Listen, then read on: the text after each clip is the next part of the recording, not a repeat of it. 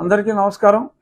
ముందుగా మరి 100 రోజులు పూర్తయిన సందర్భంగా గౌరవనీయులైన ముఖ్యమంత్రి చంద్రబాబు నాయుడు గారు నిన్న జరిగిన ఎన్డీఏ ఎమ్మెల్యే ఎంపీల ఎమ్మెల్సీల సమావేశంలో సూపర్ 6లో చెప్పిన దాంట్లో మరొక అంశం 3 సిలిండర్లు మహిళలకు ఉచితంగా ఇవ్వటం అన్నదానికి కట్టుబడి మరి ఆర్థికంగా ఎంత అస్తవ్యస్తంగా ఆర్థిక వ్యవస్థను చిన్నాభిన్నం చేసిన గత ముఖ్యమంత్రి గత ప్రభుత్వం కష్టాలన్నీ కూడా తట్టుకుంటూ ఆర్థిక ఇబ్బందులను తట్టుకుంటూ ఇచ్చిన మాట మనం నిలబెట్టుకోవాలనే ఆదర్శంతో దీనికి కూడా దీపావళి రోజు నుంచి దీపావళి సందర్భంగా మహిళలకు ఈ శుభవార్త చెప్పడం జరిగింది. అలాగే ఉచిత బస్సు గురించి కూడా 1480 బస్సులు ఆర్డర్ చేయటం కూడా ఎక్స్ట్రా బస్సులు కూడా ఆర్డర్ చేయటం జరిగింది. ఎందుకంటే పెరుగుతున్న రద్దీని కూడా తట్టుకోవాలి. ఇప్పుడున్న ప్రయాణికుల అవసరాలకి ఇబ్బంది లేకుండా ఉచిత బస్సు వలన డెఫినెట్గా కొన్ని అక్కర్లేని ప్రయాణాలు కూడా డెఫినెట్గా ఉంటాయి. కాబట్టి మరి ఆ రద్దీని కూడా తట్టుకోవడం కోసం కొత్త బస్సులు కూడా ఆర్డర్ ఇచ్చారు. త్వరలో అవి కూడా వస్తాయి. వచ్చిన తర్వాత 1 by 1 అన్ని పథకాలని కూడా గ్రాడ్యువల్గా చంద్రబాబు నాయుడు గారు ఇంప్లిమెంట్ చేస్తారంటంలో ఎటువంటి సందేహం ఎవరో పడక్కర్లా. ఊరికే చాలామంది అంటున్నారు ఏంటి 15,000 అని చెప్పి ఏదో రకరకాలుగా కూడా మాట్లాడుతున్నారు. అన్నీ కూడా అందరికీ అందుబాటులో ఒక క్రమం ప్రకారం జగన్మోహన్ రెడ్డి ఎన్నో స్కీములు 3 సంవత్సరాలు తీసుకున్నాడు. ఇప్పుడు ఇంకా 100 రోజులు అయింది. మరి 3,000 నుంచి 4,000 రూపాయలు చేసి వేరే వాళ్ళకి వికలాంగులకి పార్షియల్ 50% అబోవ్ ఉన్నా సరే 6,000 చేసి మరి హ్యూజ్ బడ్జెట్ పెరిగినప్పటికీ కూడా మరి దాన్ని అన్నమాట ప్రకారం స్టార్ట్ చేశారు. ఇచ్చిన దానికి అభినందించరు. మరి క్రమంగా ఒకదాని తర్వాత ఒకటి తీసుకొస్తామన్నారు. ఈలోపే డే 1 అన్నీ అయిపోవాలంటే చేసిన విధ్వంసానికి అది ఎలా సాధ్యమమ్మా? ఇంకైనా ఉండాలిగా ఆలోచన. వైసీపీ వాళ్ళకి చెప్తున్నా.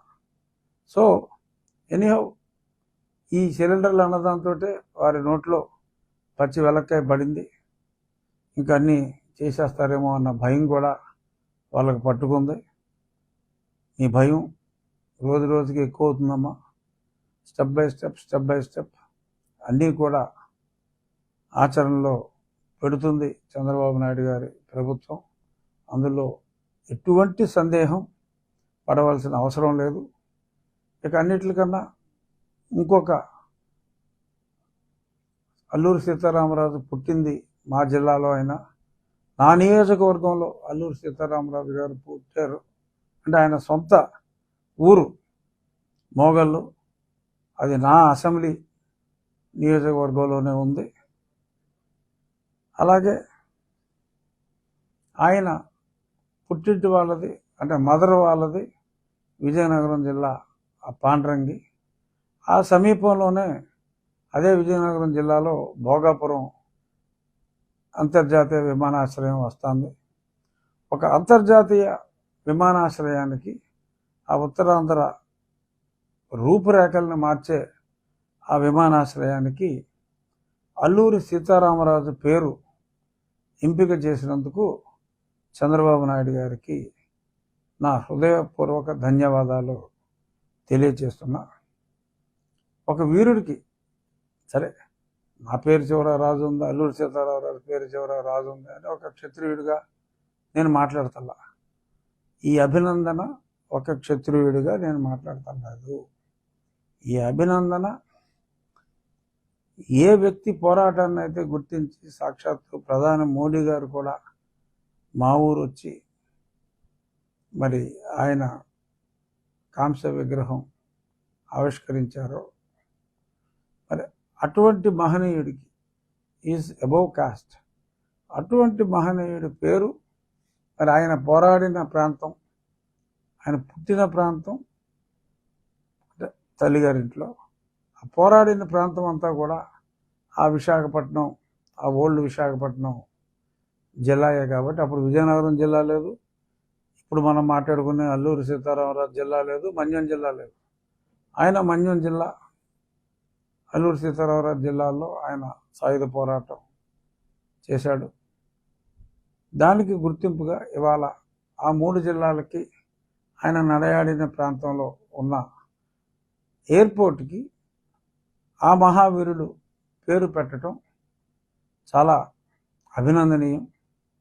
దానికి మరొకసారి చంద్రబాబు నాయుడు గారికి నా ధన్యవాదాలు. అలాగే మరి గతంలో ఎన్నోసార్లు నేను రచ్చబండలో 100 సార్లు మాట్లాడుంటా. ఈ క్వార్టర్ 200 నుంచి 220 రూపాయలు, పైగా దరిద్రం. ఒక్కరోజు కూడా స్టాక్ లేకుండా, అన్నం అంటే వేడివేడిగా తింటే ఆరోగ్యం, కానీ లిక్కరు మినిమం 4 నుంచి 5 రోజులు ఎంత చీప్ లిక్కర్ అయినా సరే కాస్ట్లో ఉంచాలి. అదేమీ లేకుండా, ఆల్కహాల్ కూడా పూర్తిగా లేకుండా నానా చెత్త కలిపి ప్రజల్ని వ్యాధిగ్రస్తుల్ని చేసి, రుణగ్రస్తుల్ని చేసే మరి నీచమైన మద్యం సప్లై చేసేవారు. దీనివల్ల మీకు ఇంత నష్టం వస్తుంది. అమ్మఒడి పేరుతో 13,000 ఇచ్చి, మరి నాన్న బుడ్డి పేరుతో మీ కుటుంబాన్ని ఈ రకంగా దోచుకుంటున్నాడు జగన్మోహన్ రెడ్డి అని చెప్పి ఎన్నోసార్లు నేను గతంలో చెప్పడం జరిగింది. ఈ లెక్కలు నేను చెప్పేదాకా అసలు ఎవడో కూడా మాట్లాడాల. రాష్ట్రంలో ఒక్కొక్క కుటుంబం ఎంత నష్టపోతుందని నేను చాలా స్పష్టంగా చెప్పా. మరి ఇవాళ 99 రూపాయలకి బ్రాండెడ్, అంటే కనీసం 5 రోజులు స్టోరేజ్లో, అంటే కాస్క్లో 5 రోజుల పాటు ఉంచి బాటిల్ చేసే విధంగా స్టాండర్డ్ మ్యానుఫ్యాక్చరర్స్ చేస్తారు. అందులో దానికి అయ్యి ఖర్చే ఉండదు, అయినా సరే చేసేవారు కాదు. ఇదివరకు 10 రూపాయలు 30 రూపాయలు 1 లీటర్ ఆల్కహాల్, అందులో వాటర్ కలిపి 45% ప్రూఫ్, అంటే 1 లీటర్కి 30 రూపాయలకి ఇంకొక మంచినీళ్ళు కలుపుతారు. కలిపితే 2 లీటర్లకి ఎంత అవుతుంది?